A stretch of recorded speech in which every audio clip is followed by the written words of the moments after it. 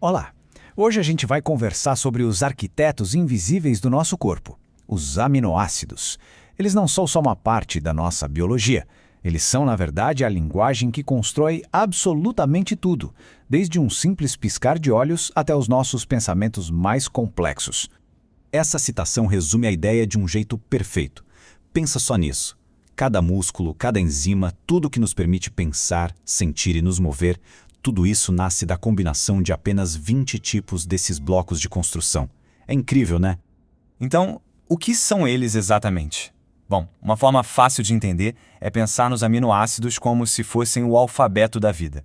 Assim como as letras formam palavras, os aminoácidos se unem em sequências para criar as proteínas.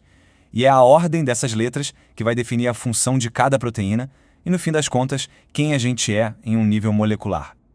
Para a gente entender bem o papel deles, primeiro precisamos ver como eles são classificados. E a distinção mais importante de todas é entre aqueles que o nosso corpo consegue produzir e aqueles que não. E aqui está a divisão fundamental. Os aminoácidos não essenciais são como uma fábrica que a gente já tem dentro do corpo. Ele mesmo os produz. Agora, os essenciais, como o próprio nome já diz, precisam vir de fora da nossa alimentação. A gente não tem a opção de fabricá-los. O que significa que aquilo que a gente escolhe colocar no prato se torna uma decisão biologicamente importantíssima. E quantos são esses aminoácidos tão essenciais? O número que a gente precisa guardar é 9. São 9 componentes que nosso corpo não consegue fabricar de jeito nenhum e que são, assim, indispensáveis para a nossa saúde. E aqui estão eles, os nossos 9 protagonistas: histidina, isoleucina, leucina, lisina, metionina, fenilalanina, treonina, triptofano e valina. Cada um deles tem uma função super específica e que não pode ser substituída. O triptofano, por exemplo, ajuda a regular o nosso humor. Já a leucina é fundamental para a construção dos músculos. Eles são tipo uma equipe de especialistas trabalhando sem parar no nosso metabolismo. Bom, se uma coisa é essencial, a lógica diz que quanto mais melhor, certo? Mas e se não for bem assim? Algumas pesquisas bem recentes sobre longevidade estão revelando uma coisa surpreendente sobre esses blocos de construção. Olha que interessante. Estudos com roedores e até com moscas mostraram um fato que parece ser contra a intuição. Restringir a ingestão de certos aminoácidos, como a metionina, pode, na verdade, prolongar a vida e melhorar a saúde durante o envelhecimento. De repente, aquela ideia de que menos é mais ganha uma base científica fascinante.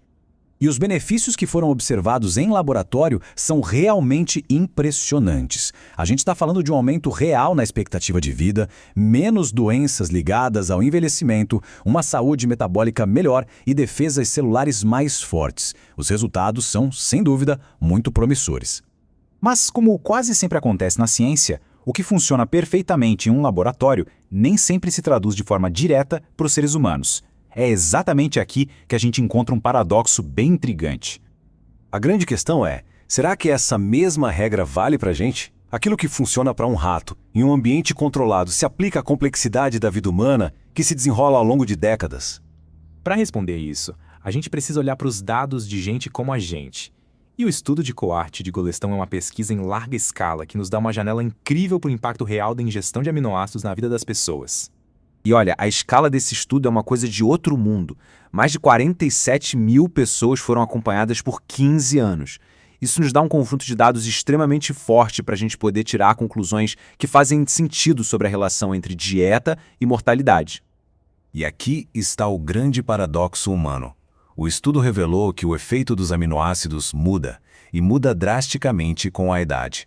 O que pode ser um risco para um adulto de meia idade, uma dieta rica em aminoácidos, se torna algo protetor mais tarde na vida. Para pessoas com 65 anos ou mais, uma baixa ingestão está ligada a um risco maior de morte. Dá uma olhada na diferença para o grupo com mais de 65 anos. A baixa ingestão de aminoácidos corresponde a um risco de mortalidade que é bem maior. A conclusão aqui é clara. A estratégia de nutrição ideal não pode ser a mesma durante a vida inteira. Então, como é que a gente junta essas duas pontas, essas evidências que parecem entrar em conflito? A resposta não está nos extremos, mas sim nos detalhes, na nuance e principalmente no equilíbrio. A grande lição que fica é que não existe uma fórmula mágica, uma receita de bolo. A nutrição ideal depende do equilíbrio, do contexto e, de forma crucial, da idade.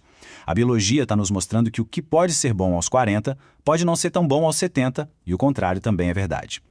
E por que isso tudo é tão importante? Porque entender os aminoácidos conecta várias áreas da saúde. Ajuda médicos a diagnosticar doenças, nutricionistas a criar dietas personalizadas para cada pessoa, pesquisadores a desenvolver novas terapias e educadores físicos a otimizar a recuperação muscular. É uma peça central na biologia humana.